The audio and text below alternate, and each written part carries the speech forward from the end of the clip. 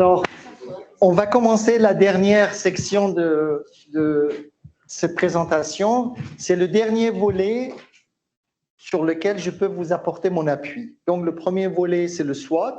Le second volet, c'est la révision des PLO, des résultats d'apprentissage de programme. Le troisième, c'est l'analyse curriculaire. Alors, on va regarder assez rapidement, dans les 40 minutes qui s'en viennent, dans l'heure qui vient. Alors, nous sommes dans le contexte toujours de l'évaluation périodique des programmes académiques. Vous avez les liens, comme ces diapositives seront partagées avec vous, ça pourrait être utile. Alors aujourd'hui, d'abord, qu'est-ce que c'est qu'une analyse curriculaire dans notre contexte? Les étapes. Il y a eu un petit changement par souci d'accélérer le processus toujours. Pour éviter d'avoir des programmes qui seraient en retard, le bureau a décidé de couper l'analyse curriculaire en deux morceaux.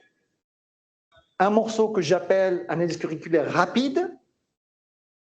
Donc, on va voir les outils et puis le livrable pour le premier cycle. Et une analyse curriculaire que j'appelle formelle. Jusqu'à présent, jusqu'au dernier programme qui était le programme de bac de philosophie, je faisais l'analyse curriculaire formelle qui prenait plusieurs semaines. Alors, pour accélérer ce processus, le bureau a décidé de faire une analyse curriculaire rapide et puis formelle. Donc, on va voir livrable, échéancier, outils. C'est un petit changement. Alors, qu'est-ce qu'une analyse curriculaire? Alors, une analyse curriculaire, c'est tout d'abord d'évaluer l'alignement de toutes les activités pédagogiques avec vos résultats d'apprentissage de programme. Et c'est pour ça que les PLO sont si importants. D'accord? Alors, de nouveau, on veut trouver des facteurs qui vont nous montrer quelles sont les lacunes ou les redondances dans les programmes, s'il y en a, d'accord?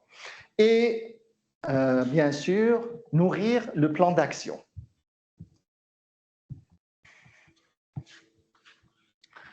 Alors, ce diagramme, vous le connaissez très bien. Quand on dit évaluation de l'alignement, on veut voir si les PLO sont bien couverts. Est-ce qu'il y a des PLO qui restent non couverts? Est-ce qu'ils sont bien couverts au niveau introduction? Est-ce qu'ils sont bien couverts au niveau renforcement et au niveau avancé? En plus de ça, on va s'intéresser aussi à la distribution des examens, des évaluations des étudiants. On va s'intéresser au concept d'internationalisation, apprentissage par expérience, bilinguisme et les habiletés transférables. Donc, il y a toute une batterie de questions qui vont être posées.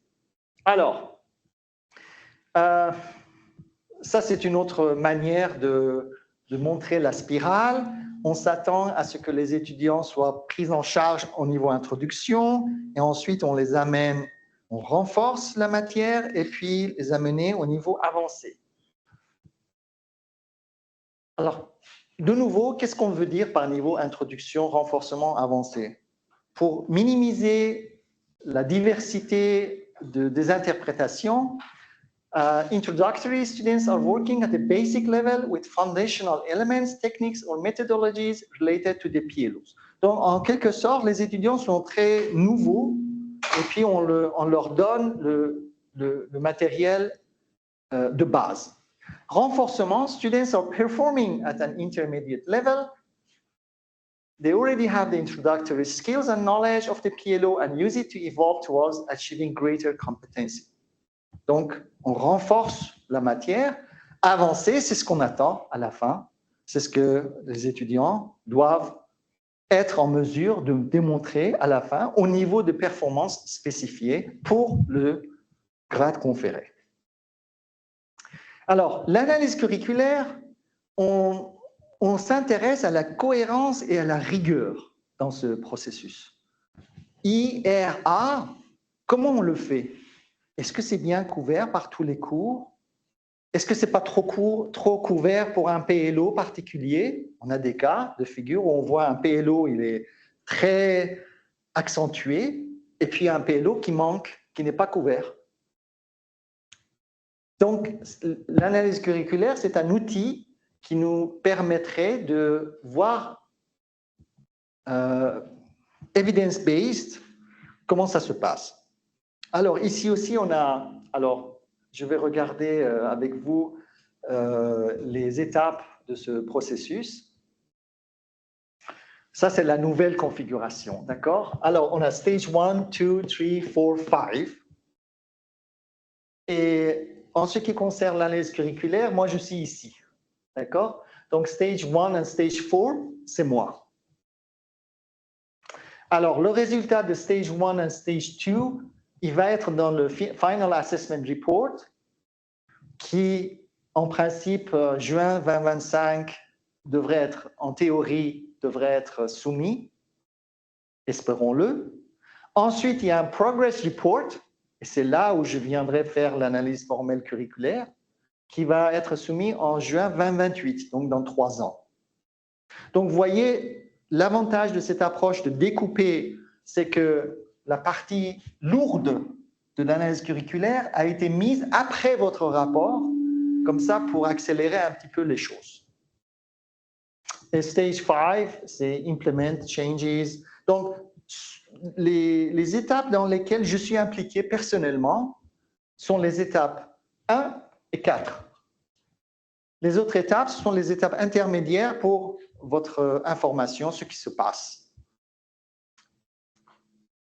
D'accord? Avant, jusqu'ici, jusqu'au dernier programme, on faisait Perform Formal Curriculum Analysis. On le faisait ici. Et ça prenait plusieurs semaines. Donc, le bureau a dit, est-ce qu'on peut accélérer les choses? Je dis, pourquoi pas? Oui, Alison.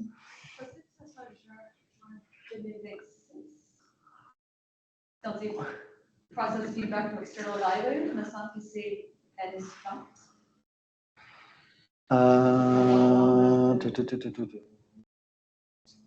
Ouais, vous avez raison. Vous avez raison. C'est pas 2025. 2025, c'est le rapport. C'est le rapport. Ouais, je dois modifier. Oui, vous avez raison. Ouais. Alors, undergraduate programs. Alors, ici, on fait une différence entre graduate et undergraduate. Alors, on a course to PLO. Alors, ce qu'on va faire, c'est que on a développé un gabarit. Et ce gabarit va être à votre disposition.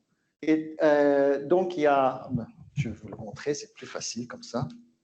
Alors, donnez-moi une seconde. Alors, je vais dans le gabarit guide. Alors, curriculum analysis. Voilà. Je connais mes enfants ici. Hein. Alors, on va faire Opening Desktop.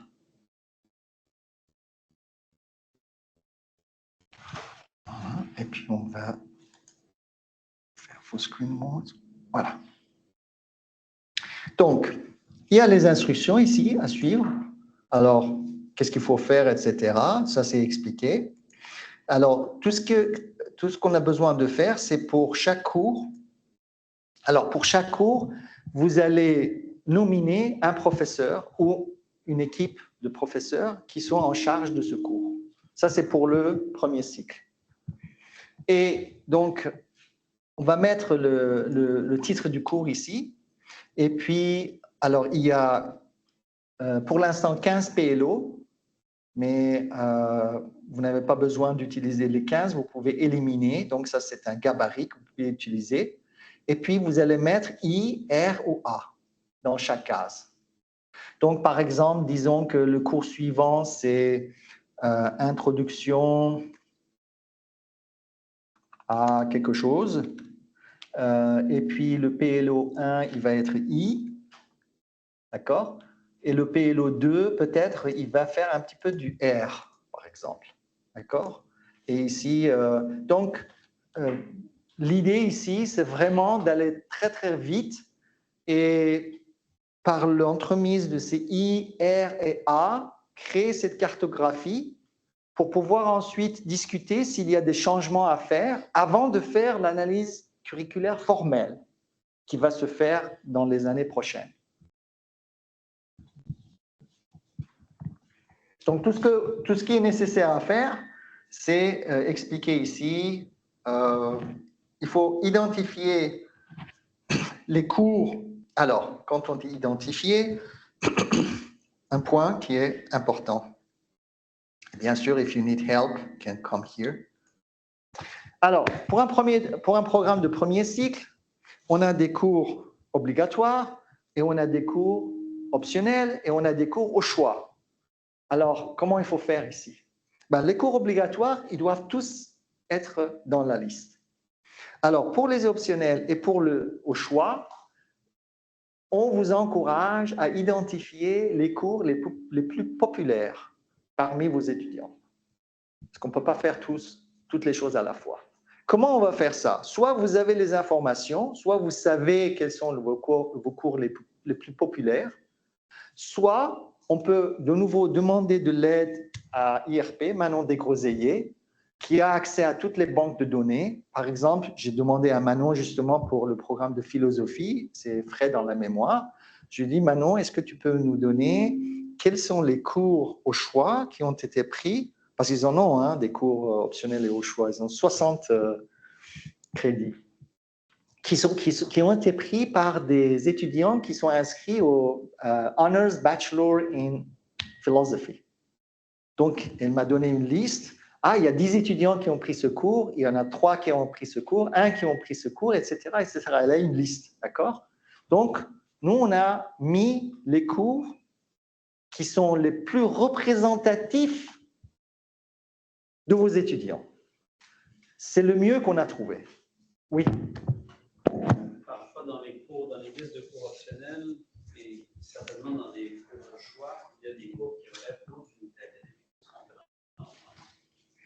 Alors, si vous voulez les inclure, un coup de café ou quelque chose comme ça, il faut rentrer en liaison avec le professeur ou la professeure et lui demander. Non, si par exemple la majorité de vos étudiants, si vous avez 80% de vos étudiants qui prennent un tel cours, d'accord? Imaginons, donnons un cas de figure. Il faudrait l'inclure parce que c'est très populaire. Donc, il faut voir à quel niveau, quel PLO il est en train de couvrir, à quel niveau. D'accord? Donc, maintenant, il s'agit de relations interpersonnelles. J'ai beaucoup d'anecdotes à vous partager pour convaincre le ou la professeur de faire cette activité. Enfin, ce n'est pas très lourd. Tout ce dont on a besoin, c'est le plan de cours, un professeur qui connaît très bien son cours, et puis les Program Learning Outcomes. Il faut qu'ils connaissent, elles connaissent les résultats d'apprentissage de programme. Et puis, venir passer quelques minutes et faire un IRA. C'est tout. Ce n'est pas très compliqué comme travail, mais il y a des personnes qui disent nous, on va être compensés pour ça, on est occupé, etc., etc. Donc, il y a un petit travail de diplomate à faire. Oui, parfois, les cours sont... il y a des explications pour tous les étudiants. Alors, peut-être qu'il y aurait les objectifs dans certaines descriptions de cours. Donc, on pourrait sans doute prendre ça. Ah, objection. Ah. Je vous explique pourquoi. Merci pour la question d'abord, parce que j'ai oublié. Le problème, c'est que ça, c'est la théorie. En pratique, c'est le professeur qui est en train d'offrir ce cours pour les 3 ou 4 dernières années, qui sait exactement quels sont les Program Learning Outcomes qui sont couverts et à quel niveau. Maintenant, worst comes to worst, le pire scénario, c'est que vous avez un cours, la personne résiste, il faut demander le plan de cours et ce soit un autre collègue qui le fasse à sa place, qui est très proche ou qui a offert ce cours dans les dernières années, etc. L'idéal, c'est que le professeur qui a enseigné un cours particulier pendant les 3 ou 4 dernières années, disons, qui est frais, c'est ça qui peut être différent de la pratique. Donc, je suis désolé si je fais l'objection, c'est qu'il y a différence entre pratique et théorie. Gabriel. Est-ce qu'on peut se baser uniquement sur les course learning outcomes? Alors, quand tu dis on, c'est qui on? C'est Comme, disons, je ne connais pas le cours, mais je regarde le syllabus, il y a les course learning outcomes. Puis là, je compare au PLO. C'est un petit peu dans la même optique, malheureusement. C'est risqué, c'est risqué. C'est un travail qui doit être fait par le professeur qui offre ce cours et qui connaît son cours très bien. Sur papier, on peut avoir des plans de cours qui soient un petit peu différents, etc. Et puis, si on commence à aller un petit peu dans distordre ces I, R et A, c'est it defeats the purpose. C'est ça. Donc, ce n'est pas un travail qu'on peut déléguer vraiment. Il faut vraiment un professeur qui soit... Et c'est ça le challenge, c'est ça le défi, justement. C'est de trouver la personne qui soit à cheval sur le cours ou une équipe qui connaît le cours très bien, qui puisse le faire.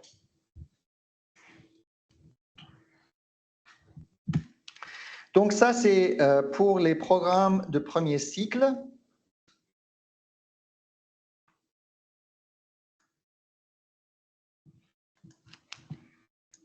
Alors, pour les programmes de cycle supérieur, il y a une petite différence, et on va le voir.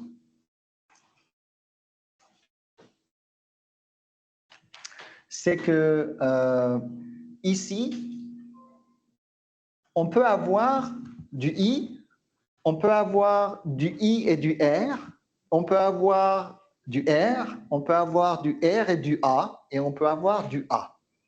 Donc, un cours peut être, un PLO peut couvrir un cours peut couvrir un PLO au niveau introduction, mais aussi, je vous montre la diapositive pour être plus clair.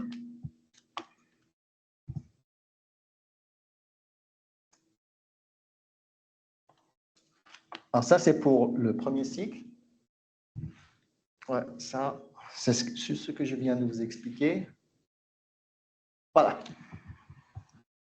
I, IR, R, RA ou A. Alors pourquoi? Parce qu'au niveau cycle supérieur, on n'a pas tellement de cours. On n'a pas le luxe d'avoir pour chaque PLO un I, un R seulement et un A seulement. Et il se peut qu'on ait des chevauchements. Donc, il se peut que le sujet soit introduit et en plus de ça, soit renforcé dans le même cours. Ou renforcé et puis on amène les étudiants au niveau avancé. Il y a des collègues qui font la même chose pour le niveau premier cycle. Moi, je m'y oppose. Je dis premier cycle, on peut mieux cibler parce qu'on a 4 ans et puis on a des PLO, donc on garde le IRA. Mais pour le master, et si vous avez dans votre doctorat des cours, on peut se permettre oui, combinaison. Est-ce que des cours comme les cours de thèse, comme le cours de thèse compte là-dedans? Est-ce qu'on met comme l'inscription à la thèse dans les cours qu'on met ici ou seulement les cours? Alors, quelles sont les activités pédagogiques dans votre cours de thèse? Bien, le cours de thèse, essentiellement, ils sont inscrits. Pour apprendre à faire la recherche. Une thèse, oui, exactement. Voilà, donc ça va correspondre à un PLO. Donc, Oui, ça va mais apparaître. ça compte dans les cours qu'on met. Oui, oui, Okay, donc, absolument, absolument. Tout ce qu'il y a un code de cours. Voilà, dans les voilà, cours. voilà. Juste confirmer le gabarit, c'est supposé être graduate. Juste Ça, c'est graduate. Ça, c'est pour le graduate, Ouais, oui. mais ça dit à côté du template, ça dit undergraduate. Oh, désolé, oui, oui. Merci.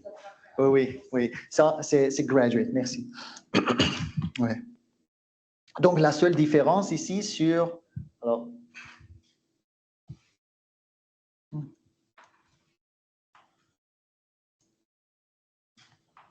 Alors, si on s'en base sur le fichier Excel de nouveau, voilà. Donc, par exemple, ici, on a I plus R. Et puis, plus bas, peut-être on a un cours ici, A, B, C, D, E, voilà. Et puis, on peut avoir un R. Oh, je suis sur le... Qu'est-ce qui s'est passé ici? Ah, d'accord. Il faudrait que je mette à jour, il y a un petit problème ici. Donc, on a R plus A, et puis on a A. Donc, on a cinq choix qui nous démontrent à quel niveau ce PLO particulier est couvert. Et puis, vous remarquerez que j'ai diminué le nombre de PLO à 10 ici. Alors, je vais me mettre une note pour faire les corrections.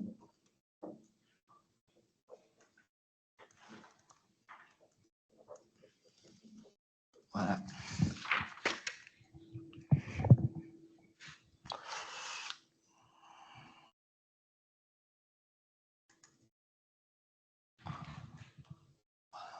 Donc ça, oui, il faudrait le faire. Alors, ça, c'était la technique rapide. Oh, une autre chose il y a des cours, par exemple des cours de séminaire, qui n'est pas offert par un seul prof. Par exemple, vous pouvez dire, surtout au niveau gradué, il y a un séminaire, tous les profs. Ici, on travaille par équipe. C'est-à-dire, il y a 2 ou 3 profs qui se mettent ensemble et qui disent, ah, ce cours de séminaire, on pense que c'est ce PLO, ce PLO et ce PLO. Voilà. Donc, c'est clair. Et s'il n'y a personne, il faut vraiment engager une personne ou c'est le directeur du programme qui doit prendre la relève, mais après consultation avec le prof et puis peut-être lui demander au moins, regarde, est-ce que ça fait du sens ce que j'ai mis ici? Est-ce que c'est bien ce que tu fais? C'est vraiment l'exactitude, la précision des données que vous fournissez qui peuvent guider les étapes ultérieures. Alors, ce qu'on a vu, c'était le fast track. Ça, c'est créé par les économistes pour aller très rapidement. Les ingénieurs, ils vont doucement, ils font les choses de manière un petit peu plus. Alors, ce qu'on fait, il y a un questionnaire et puis je vous soumets un rapport. Ce rapport, il est entre 25 et 30 pages qui contient les éléments suivants. C'est ça qui prenait beaucoup de temps. D'accord? Alors, qu'est-ce qui contient? Le contexte, les PLO, oui. Et ensuite, par exemple, je vous donne un graphe. Alors, ici, on a des PLO. On avait 15 PLO. Et puis, ici, on avait le niveau de couverture. Introduction, renforcement, avancé. Alors, ici, ça vous montre, par exemple, que le PLO 1, je ne sais pas pour quel programme c'était, mais c'est un vrai programme. Il y a 9 cours qui couvrent le PLO 1 au niveau introduction. Il y en a 7 qui le couvrent au niveau renforcement et 5 au niveau avancé.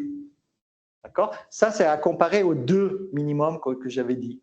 Maintenant, on voit tout de suite qu'il y a des trous. Donc, PLO 14, personne ne le couvre au niveau introduction. PLO 15, personne ne le couvre au niveau renforcement. Alors, moi, de mon côté, je vous fais la remarque, l'observation. Écoutez, est-ce que c'est normal, c'est pas normal? Regardez avec le prof, etc., etc. Il y a le PLO 7 qui est couvert une fois seulement au niveau introduction, alors qu'on a 10 fois le PLO 9 qui est couvert au niveau introduction. Donc, on a un déséquilibre de couverture. Est-ce que c'est normal? Est-ce que c'est vraiment ce que vous souhaitez faire? Est-ce que vous voulez vraiment mettre l'emphase sur le PLO 9 aux dépens du PLO 7? Ce sont les questions que je vous pose. Vous pouvez me dire, oui, oui, t'inquiète pas. Je dis d'accord, si c'est ça que vous souhaitez. Mais il faut être conscient de ce que vous faites. Donc, voilà. Ici, de nouveau, au niveau avancé, PLO 11, et au niveau avancé, le PLO 4, il y a seulement une fois. Donc, ce diagramme vous donne une perspective très rapide de la couverture de vos PLO au niveau I, R et A. Alors, en général, avec ces informations et d'autres informations, par exemple, ça c'est la cartographie de nouveau. Ça c'est un autre programme. Vous voyez, il y a des I, il y a des R et il y a des A. Donc, moi, ce que je regarde, je vous dis, ah, vous avez un cours de 4e année qui dit, moi j'ai introduit PLO 1 au niveau I. Alors, peut-être que c'est le prof qui, étant très humble, il dit, vous savez, moi j'enseigne ce que j'enseigne parce qu'il se compare au prix Nobel. Donc, il faut vraiment l'informer. Non, c'est vraiment relatif au grade conféré. Si c'est vraiment du I, c'est du gâchis. Parce que ici, on n'a pas besoin de I, on a besoin de A. C'est la 4e année, les gens veulent être diplômés. Oui. Oui, ça va un petit peu en lien avec ceci, parce que je pense que c'est un processus qui implique une consultation avec de nombreux profs. Est-ce qu'il y a des définitions comme claires, standardisées de qu'est-ce que ça veut dire intro, qu'est-ce que ça veut dire renforcement? Oui. Et d'avoir ces informations-là? Oui. OK.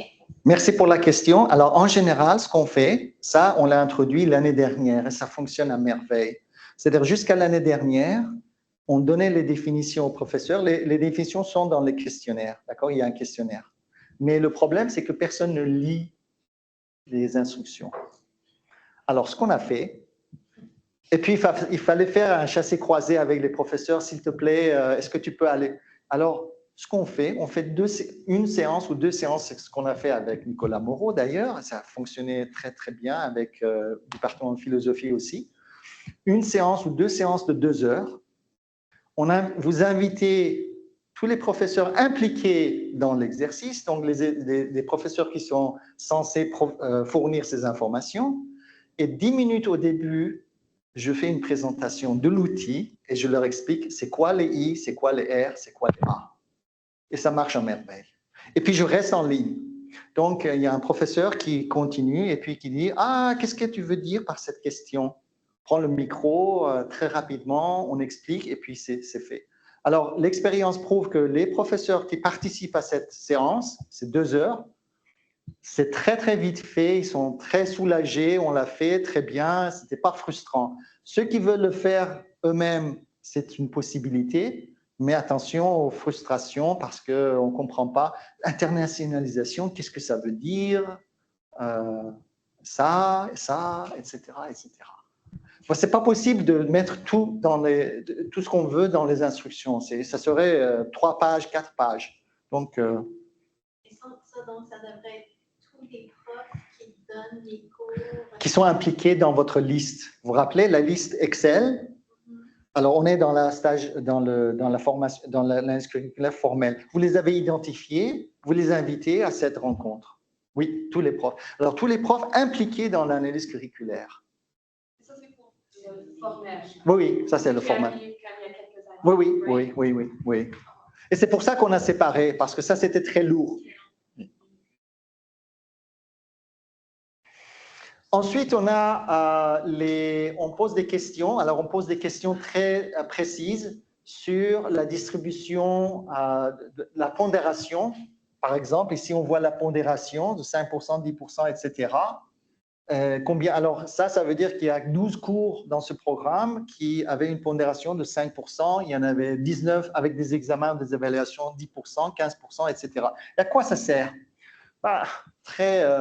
S'il y a des pondérations de tout ce qui est plus de 40%, ça a un risque de santé mentale auprès des étudiants. Parce que vous êtes en train d'infliger une condition aux étudiants, surtout au premier cycle, mais au cycle supérieur aussi, ça peut se passer. Alors, je sais, on m'a évoqué, tu sais, Edmond, on n'a pas de TA, on n'a pas assez de TA, donc on ne peut pas faire trop d'évaluations, c'est très lourd, on ne peut pas le faire plusieurs fois, mais il faut vraiment discuter et voir est-ce que ça, c'est-à-dire qu'un examen, si je réussis, sinon j'aurai à répéter le cours avec un examen. C'est trop lourd. Donc, par exemple, tout ce qui est au-dessus de 40%, pour moi, c'est un red flag. Mais c'est un red flag interne. Tout ce qui se passe, c'est entre moi et vous. Donc, vous faites ce que vous voulez avec cette information. Ici, c'est la distribution temporelle. Week 1, semaine des examens. Alors, 2 choses. Première chose, week 1, on a 2 cours qui font des tests. Pensez un petit peu à vos étudiants. Ils sont venus, peut-être que c'est un étudiant international, il ne sait même pas comment prendre le métro, le bus, etc. etc. Donnez-lui un petit peu de temps pour s'adapter. D'accord? Et ensuite, il y a il y a la 6e semaine, et ça se passe très souvent, de manière. Donc, c'est la perspective et la perspective purement pédagogique. Vous avez 14 cours qui vont s'empresser de faire un test. Alors, est-ce que c'est possible de faire quelques tests la semaine 5, quelques-uns la semaine 7, un petit peu éparpiller cela? Est-ce que c'est possible? Par exemple, dans un établissement, quand j'étais prof, on avait un tableau et puis chacun de nous réservait une plage horaire. Et puis, on voyait, la semaine du 6, c'est trop encombré. Ben, on ne le mettait pas sur la semaine 6, on le mettait sur 7 ou 8, je ne sais pas.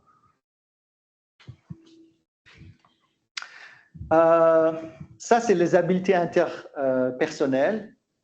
Alors, par exemple, de nouveau, collaboration, communication, alors créativité.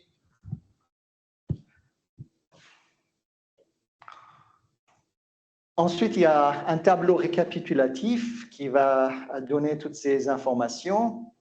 Et de mon côté, moi, ce que je fais, donc, alors, il y a cette question, cette analyse curriculaire formelle, est-ce qu'on peut le faire nous-mêmes? Bien sûr, vous pouvez le faire vous-même. Mais juste pour votre information, il s'agit d'un fichier Excel qui a environ, par exemple, un programme à 120 crédits, il a 40 cours, d'accord? Parce qu'on doit couvrir 40 cours. Et puis, il y a 500 colonnes. Donc, imaginez un fichier Excel avec 40 rangées et 500. Donc, j'utilise un logiciel pour traiter ces informations. Donc, mais si vous voulez le faire vous-même, ben, je ne suis pas contre. Alors, moi, ce que je fais, je regarde et puis je vous offre des suggestions. Et ce sont toujours des suggestions. Alors, la terminologie, would it be possible or desirable? C'est tout, d'accord? Et c'est entre nous. Donc, ce document n'est pas public. Si j'utilise des choses, je demande permission.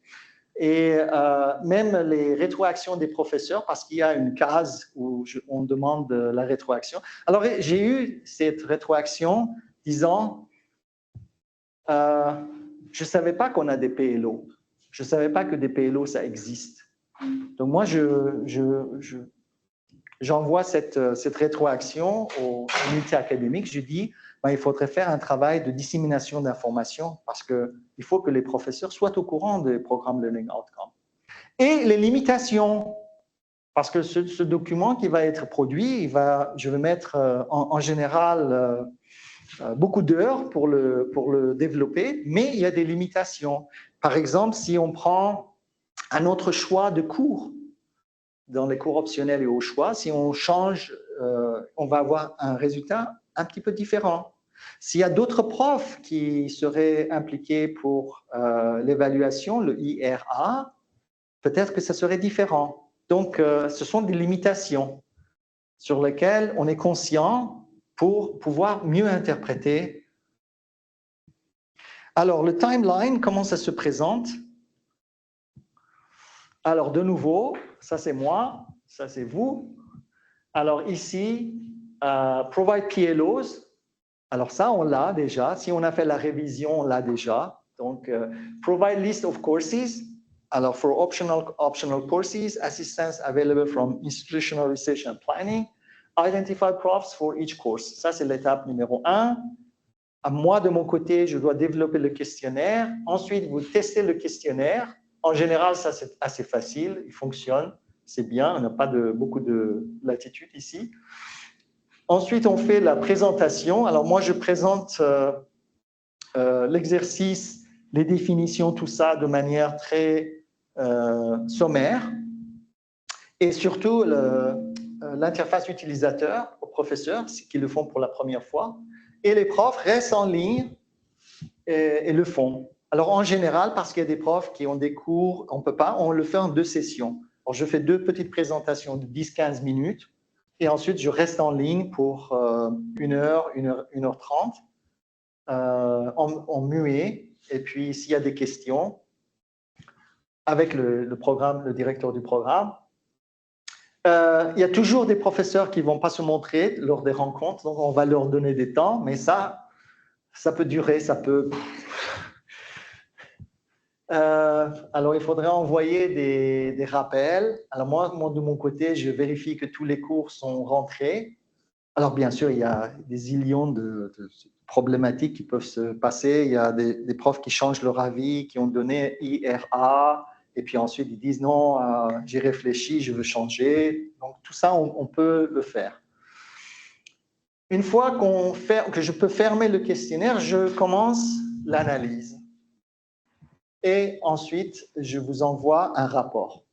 Alors, au sujet du timeline, de nouveau, ça, c'est plus facile à dire.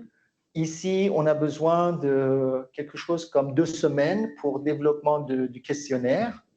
Ensuite, peut-être 1 semaine d'avance pour donner d'avis, de préavis, pour donner au professeur le temps pour la rencontre. Ensuite, ça dépend. Ça dépend des professeurs, s'ils répondent. Ça peut traîner. Hein. Si vous avez un cours qui manque, alors je suis inflexible. S'il y a un cours obligatoire qui manque, je ne commence pas l'analyse curriculaire parce que ça ne veut rien dire. Mais si vous avez 1 ou 2 cours dans 40 cours optionnels qui manquent dans un programme de 40 cours, ça, je suis flexible. Donc, c'est ça qu'il faut faire attention. Et ensuite, dès que je ferme le questionnaire, j'ai besoin de 3 semaines pour développer, parce que c'est un travail assez lourd, pour vous développer le rapport. Et ensuite, lors de la dernière rencontre, en général, c'est 1 ou 2 semaines après, vous avez assez de temps pour faire une lecture du rapport. On se rencontre ensemble et on va sur les points saillants. Tout ça, c'est ce qu'on va faire dans 3 ans. Oui. Oui. Bah, j'ai préféré vous expliquer parce que c'est de savoir l'avantage, enfin de connaître l'avantage, pourquoi on a découpé en processus rapide et processus plus lent. Voilà. Donc, les outils, ben, c'est un questionnaire. Le questionnaire, il est bien rodé. On a un mode de pratique, pratique, où on donne les profs peuvent rentrer tout ce qu'ils veulent. C'est pas enregistré. Et puis, on a un mode enregistré. Alors, donc il y a de la flexibilité. Et puis ensuite, il y a les définitions qui apparaissent dans le questionnaire. Donc, ils apparaissent dans le questionnaire. Je donne la présentation. Tout ça, c'est... Oh, il y a un autre aspect aussi, c'est est-ce que vous enseignez, est-ce que vous demandez les étudiants à pratiquer dans un sujet relié au PLO, en lien avec le PLO, et est-ce que vous l'évaluez? Pour chaque PLO, il y a ces questions qui sont posées. Oui, ça, je pense qu'on en a discuté. Et voilà, donc cette analyse curriculaire, elle peut démarrer seulement après la révision des PLO, donc séquencement. Ensuite, ça vous fournit des aperçus sur la consistance du programme. Alors, tout est basé sur l'évaluation de l'alignement des activités pédagogiques avec des PLO. Il y a des autres aspects.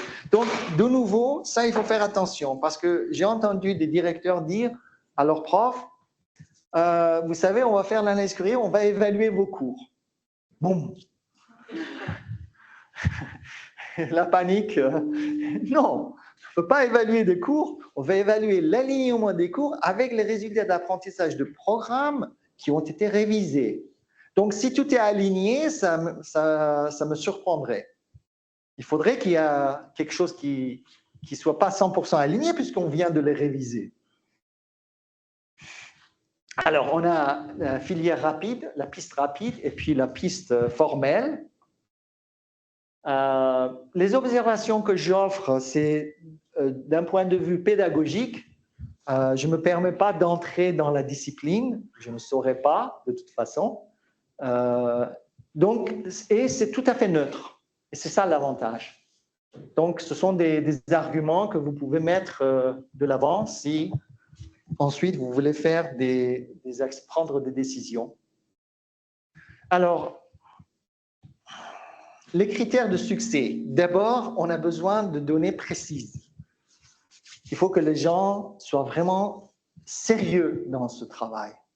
Sinon, je vous produis un rapport, les données qui ont été saisies n'étaient pas correctes pour des raisons quelconques, ça ne va pas fonctionner. Or, tous les cours obligatoires doivent être inclus. Alors, le challenge, le défi, c'est les cours optionnels et au choix. Et on a une petite astuce pour trouver, mais si on avait les ressources, on pourrait peut-être faire autrement. C'est un peu difficile. Et ce n'est pas seulement nous qui faisons face à ce défi, hein. C'est tous les établissements ont les mêmes défis. Le rapport, finalement. Alors, le rapport que je vous soumettrai, ça vous donne un aperçu. Il y a des cours qui devraient peut-être qui pourraient bénéficier d'une modification de contenu, plan de cours, qui ne sont pas arrimés à vos PLO, peut-être ajouter des cours, il y a des cours qui manquent, il y a des cours qui doivent être allégés sur un point pour être un petit peu... on le reconnaît, un professeur qui offre un cours, je parle d'expérience, il met l'emphase sur ce qu'il connaît ou qu'elle connaît le mieux. D'accord? Donc ça peut introduire des distorsions dans la couverture. Donc il faudrait aborder ce problème. Puis de manière très honnête, dire « Ah, il y a un manque ici, il faudrait vraiment combler ce manque. » Soit c'est dans ce cours que vous allez nous aider, soit on doit alourdir d'autres cours. Voilà, c'est tout de mon côté. Et puis, bien sûr, je serai toujours à votre disposition si jamais vous avez des questions ou quoi que ce soit.